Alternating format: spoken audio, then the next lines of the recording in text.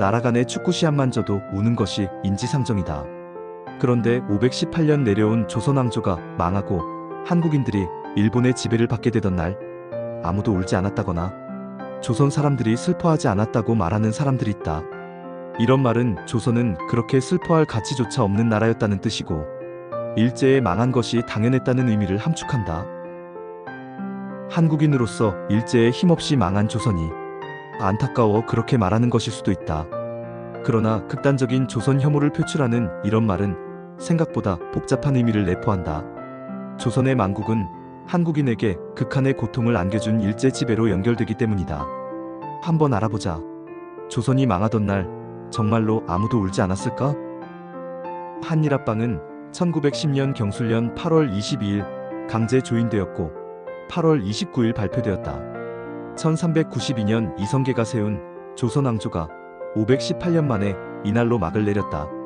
한국인에게는 국치일로 기억되어 온 가슴 아픈 날이다. 일제는 이날로 대한제국이라는 국호를 조선으로 다시 바꾸면서 통감부를 총독부로 개칭하였다.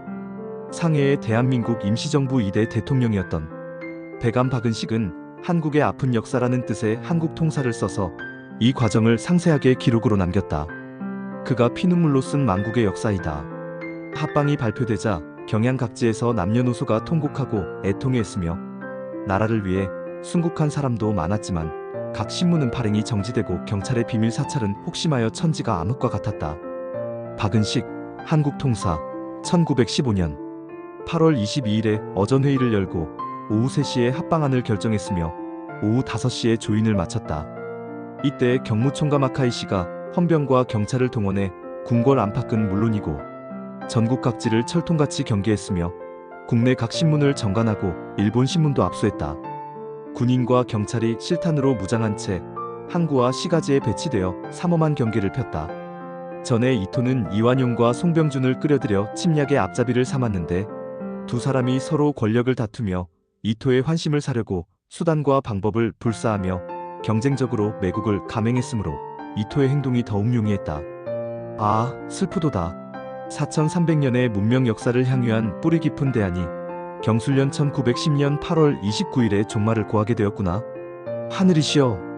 이완용 일당이 합방 조서를 교묘하게 꾸며 황후 숙부인 시종원경 윤덕령을 시켜 황제께 올리고 옥새를 찍게 하니 황제께서는 비통에 잠겨 허락지 않으시고 황후께서는 대성통곡하였다. 윤덕령은 원래 탐욕간교하여 이완용과 한패가 된 자인데 황후께 울음을 멈추기를 청하면서 이렇게 하지 않으면 멸족의 화를 당한다고 위협하며 억지로 옥새를 찍어 이완용에게 건네주었다. 이 공로 때문에 일본 정부는 윤덕령을 자작으로 봉하고 40만 원을 상금으로 주었다. 지리산 자락인 구례 만수동에 살던 조선 선비 매천 황현은 열흘쯤 후 관보를 통해 망국 소식을 알고 절명시를 남긴 후 음독자결했다. 새도 짐승도 슬피 울고 강산도 찡그리니 무궁화 나라가 이미 가라앉았구나.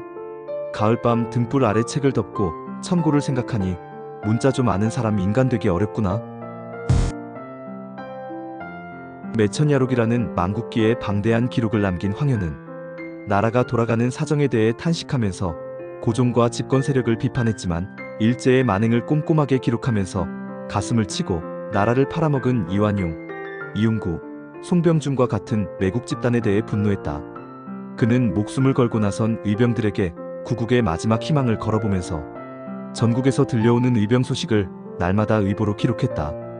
피 흘리고 죽어간 수많은 조선 사람들과 잔인한 살상을 일삼은 일제의 무자비한 만행이 생생하게 적혀있다. 들은 이야기라 하더라도 언론과 출판이 통제되었던 당시대의 사건들과 민심을 현장에서 보고 겪은 것처럼 접할 수 있다.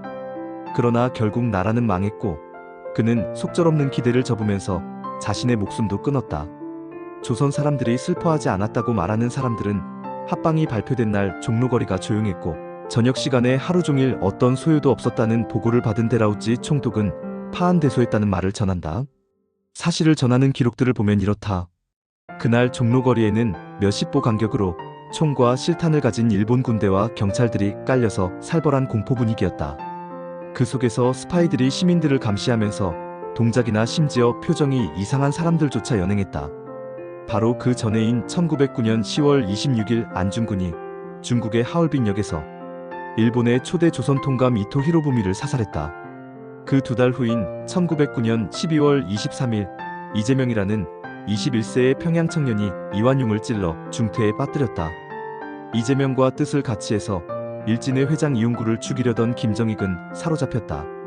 일본 유학생 원주시는 송병준을 죽이려 했으나 뜻을 이룰 기회가 없어 면목 없다는 유서를 남기고 바다에 투신했다. 그러니 한일합방에 서명한 내각 대신들의 집은 일본 군대가 둘러싸서 보호했다. 그들은 안중근, 이재명 등 근자의 소식은 말할 것도 없고 일찍이 아관파천 때 친일 내각 수장 김웅집이 군중에게 몰매를 맞아 죽은 사실을 기억하면서 불안에 떨었을 것이다.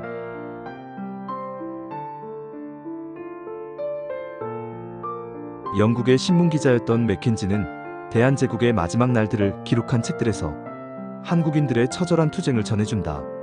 그는 1907년 경기도 양근에서 대한제국 의병을 만나 사진을 찍고 아래와 같은 의병대장의 말을 남겨주었다.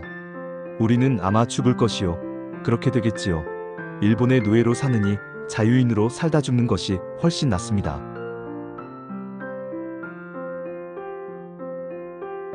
고종이 강제 퇴위하고 순종이 즉위한 1907년 8월 말부터 그는 의병을 만나러 전국의 상간을 취재하러 다니는 동안 많은 곳에서 일본군들이 저지른 처참한 학살과 파괴의 현장을 직접 목격했다. 그가 남긴 목격담은 읽기에도 참혹하다. 경기도 이천 근교에서는 7, 80호의 큰 마을의 성안집이라고는 한 채도 없고 벽과 아궁이, 장독도 모두 박살난 현장을 봤다. 이천에 도착했더니 꽤 큰 도시가 완전히 폐허가 되어 있고 주민들은 일본군을 피해 산으로 도망치고 없었다. 다시 충주까지 가는 동안 길가의 마을은 거의 반수가 일본인에 의해 파괴되어 있었고 충주와 제천 사이에 있는 부락들은 5분의 4가 불타 있었다. 제천에 도착했더니 언덕 위에 일장기가 펄럭이고 일본 군대의 총칼이 번득이고 있었다. 마을로 내려간 그는 지금까지 이보다 참혹한 현장을 본 적이 없다고 적었다. 중요한 지방도시로서 인구 2, 3천 명에 달하던 제천은 검은 잿더미만 남아있었다. 그는 주민들로부터 일본 군대가 의병들로 의심되는 사람들은 물론 무고한 노인들과 아낙네들, 어린이들까지 무참하게 학살한 이야기들을 들었다. 그는 자기가 직접 보고 들은 사실들이 반영되지 않는 일본 측의 통계를 믿을 수 없다는 말도 남겼다.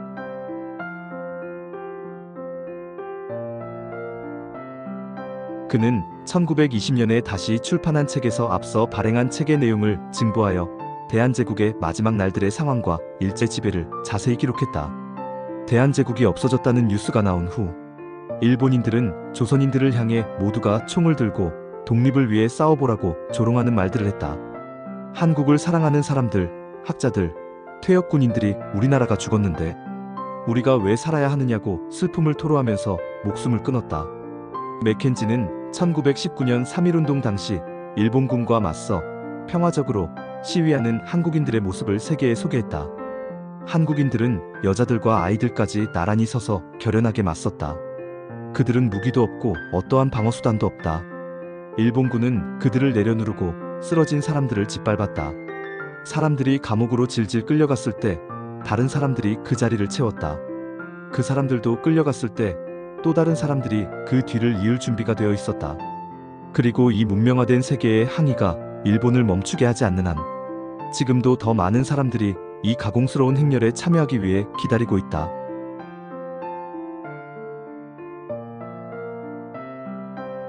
미국의 언론인 칼톤 켄달은 3.1운동을 목격하고 그해 7월 미국에서 한국에 관한 진실이라는 책을 출판했다. 그가 직접 보고 듣고 남긴 이야기들은 맥켄지의 기록 이상으로 참혹하다. 서울에서 45마일 떨어진 제암리에서는 일본군이 도착하여 모든 기독교 여신도들을 교회로 모이도록 명령했다. 그들이 교회 안에 모이자 일본군은 그들에게 기관총을 발사하여 35명을 학살했다. 이와 같은 사실은 영국과 미국의 영사관 직원의 조사에서 확인되었으며 총독 카세가와 요시미치를 비롯한 일본의 당국자들도 이를 시인하고 있다. 제암리 가까이에 있는 또 다른 마을인 수청마을도 불탔는데 이때 불길에 쌓인 집에서 뛰어나오던 주민들은 일본군의 사격과 칼질로 쓰러졌다. 보도에 따르면 이렇게 불탄 마을이 9군데이며 그 밖에도 많은 교회가 파괴되었다고 한다. 평양에 거주하고 있던 미국인 목사 로버츠의 말에 따르면 정주에서는 100명이 넘는 조선 사람들이 총살되었거나 타살되었다고 한다. 반도 전역을 통해 이와 같은 흉행이 자행되고 있다. 10세밖에 되지 않은 어린 소녀들과 아녀자들, 그리고 여학생들이 자기의 조국을 위해 정열을 발산하고 독립을 외쳤다는 단순한 죄목으로 치욕적인 대우를 받았고 체형을 받았으며 또 고문을 당했다. 어린 소녀들이 꼬꾸라지고 잔혹하게 얻어맞았다. 7살 아래의 어린 소년들 300여 명이 이미 살해된 것으로 알려졌다.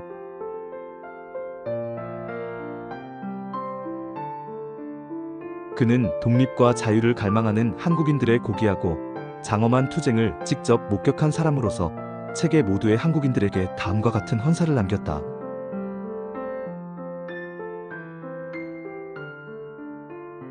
자신의 목숨을 그토록 영웅적으로 바침으로써 자유와 해방이 자기 후손들의 천부의 권리가 될 수 있도록 한 한국의 남녀에게 이 책을 드립니다. 켄달은 현장을 진심있게 취재한 언론인으로서 일제가 내세운 식민지배의 허상을 직접 보고 깨달았고 그 진실을 알렸다. 일본의 군사 독재가 저지른 가증스러운 범죄 행위는 최근 몇 달 전까지만 해도 교묘하게 은닉되어 바깥 세계에서는 알 수가 없었다. 한국을 우연히 찾아오는 여행자들에게는 일본의 업적, 물질적 진보, 그리고 서울에 세워진 훌륭한 정부 박물관 등 한국의 아름다운 측면만을 보여주었다. 일본인들이 저지르는 합법화된 강도 행위, 협박, 공창제의 도입, 감옥 안에서 벌어지는 고문, 명분 없는 탄압 그리고 불법 행위 등 이러한 비리는 눈에 띄지 않게 은폐되어 있다. 여행자들은 그에게 배부된 일본 철도 안내서나 여행용 팸플릿을 통해 동양의 위대한 만이민 일본이 한국에게 형제애와 조력을 얼마나 훌륭하게 베풀었는가를 볼 수가 있으며 무지하고 사람값도 못하는 조선 사람들을 가난과 범죄와 부도덕의 심연으로부터 어떻게 끌어내고 있는가를 볼 수 있으며 일본의 영광스러운 문화 수준에까지 조선 사람의 생활을 향상시키기 위해 얼마나 노력하고 있는지를 보게 된다. 나로서는 입을 열기조차 부끄러운 일인데 한국을 찾아오는 미국의 특파원들은 극진한 대접을 받고 일본 총독에게 매수를 당하기 때문에 그들은 귀국하게 되면 한국에서의 일본의 개혁이 영광스러운 것이었다고 기사화하고 있다.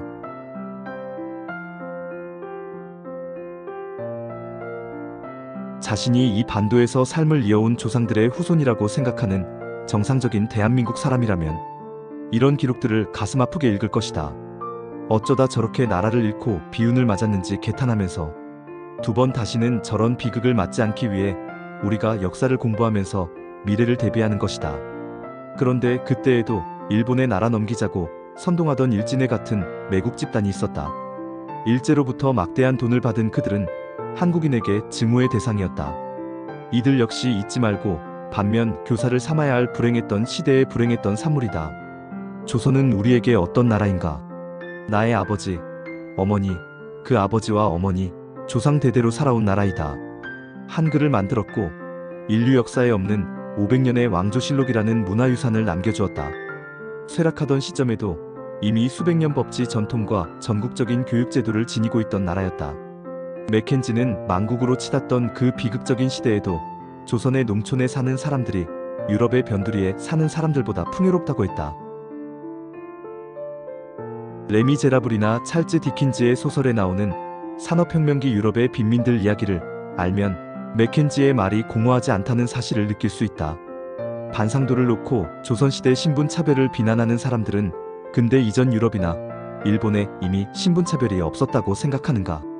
지금 한류가 세계를 휩쓸고 있는 이 시대에 세계인들이 찬탄하는 경복궁과 창덕궁 등 많은 문화재, 한복, 한식, 한옥, 국악, 고전, 무용 이런 전통을 유산으로 남겨준 나라가 조선이다.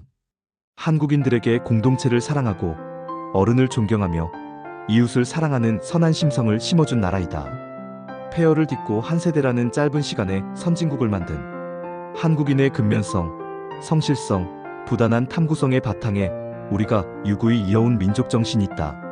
518년이라는 긴 역사의 말기에 쇠락하여 망국에 이르는 비운을 겪었으나 세계사에서 그만큼 오래 백성들을 평화롭게 지켜온 나라도 거의 없다. 단군을 국조로 섬기고 제사 모신 조선왕조. 조선은 단군을 시조로 여기고 제사를 모셔온 나라이며 대한제국으로 대한민국으로 이어온 우리 역사의 큰 줄거리이다. 일제는 우리 역사에서 단군이라는 이름 자체를 지우려 했다. 그 이야기가 신화이든 역사이든 그 이름이 한국인이라는 민족의식의 뿌리라고 인식했기 때문이다. 일제가 조선의 아이들에게 가르쳤던 한국사는 이렇게 시작했다.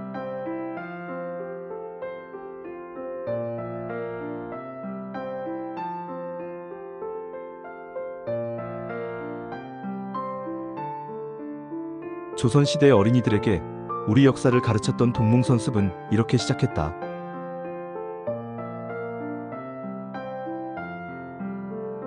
동방에 처음에 군장이 없었으나 신인이 있어 태백산 단목 아래 내려오시거늘 나라 사람들이 그의 아들을 임금으로 세우니 요임금과 병립하여 국호를 조선이라 하였다. 이분이 단군이시다. 박세무 동몽선습 1543년. 조선왕조실록에는 건국 초기부터 단군에게 제사를 모신 기록이 많이 나온다. 조선의 단군은 동방에서 처음으로 천명을 받은 임금이고 기자는 처음으로 교화를 일으킨 임금이오니 평양부로 하여금 때에 따라 제사를 드리게 할 것입니다. 1392년 태조 1년 8월 11일 우리 동방은 단군이 시조인데 대개 하늘에서 내려왔고 천자가 분봉한 나라가 아닙니다. 단군이 내려온 것이 당요의 무진년에 있었으니 오늘에 이르기까지 3000여 년이 됩니다.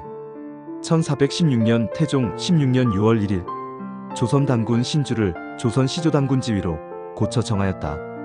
1456년 세조 2년 7월 1일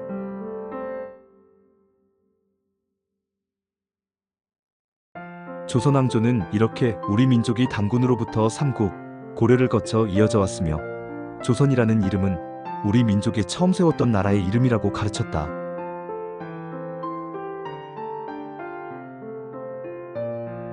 일제시대의 경성제국대학 교수였던 다카하시 도루는 조선인과 조선 역사에 대해 이런 글을 썼다. 조선의 역사는 독립국가의 역사로서의 가치는 없다. 약 2000년을 거쳐 내용을 겪거나 예속을 겪은 역사라고 해도 과언이 아니다. 따라서 조선인 전부가 우러르는 이상적 인물인 민족적 위인의 출현을 보지 못했다. 만약 조선인이 자랑할 만한 역사적 인물을 꼽으라면 평양에서 조선을 열었던 것으로 그들이 믿고 있는 은나라 때의 기자 정도라고 할까? 기자가 조선인이 아니라는 사실은 조선 역사가 국민적 가치를 결여하고 있음을 가장 잘 나타내는 사례라고 하겠다.